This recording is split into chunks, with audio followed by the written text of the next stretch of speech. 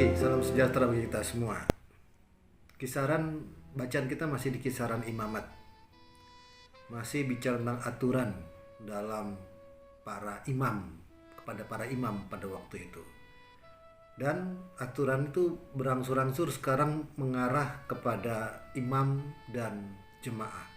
Yang dalam bacaan kita dikatakan imamat pasal 4 ini dibicarakan tentang hal korban penghapus dosa yang dilakukan oleh mereka yang memimpin peribadahan atau para imam. Akan tetapi ketika kita berbicara panjang lebar untuk imamat pasal 4 ayat 25, 22 sampai 26, ada yang menarik di sana. Yang menarik di sana adalah pertama yang diperbaiki adalah jemaahnya. Kesalahan itu. Dan selanjutnya baru imamnya yang melakukan pertobatan. Nah, selanjutnya yang menarik berikutnya adalah yang dipersembahkan adalah jeroan, isi, bagian dalam, darah yang dipercikan sebanyak 7 kali, lemak dan jeroan. Itu yang dibakar. Selanjutnya kedagingan atau daging, kulit itu semuanya dibawa keluar ke pelataran bait Allah, keluar dari bait Allah, pelataran bait Allah itu untuk akhirnya dibakar. Nah, yang menarik adalah isi yang dibakar di atas mezbah korban bakar. Mengapa isi?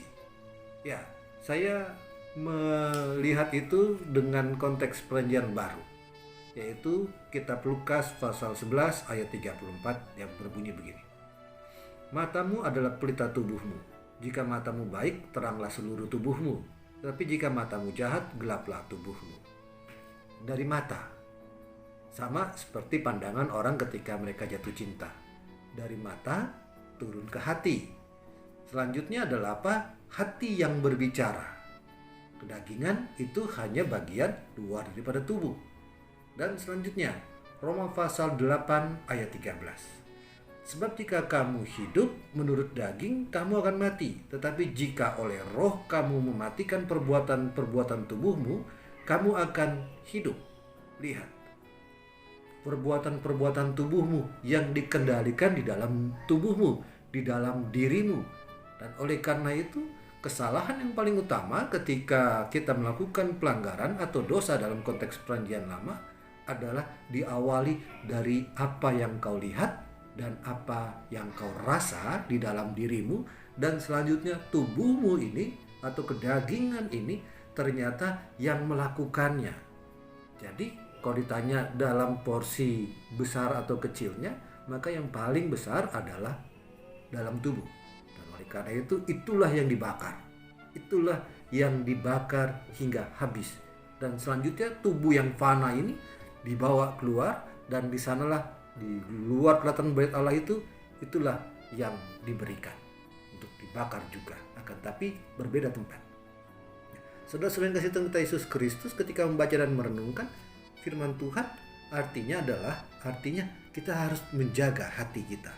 Kita harus menjaga bagian di dalam diri kita, untuk akhirnya yang namanya bait Allah itu tetap bersemayam di dalam hati kita. Itu firman Tuhan bagi kita pada saat ini. Kita aminkan firman Tuhan.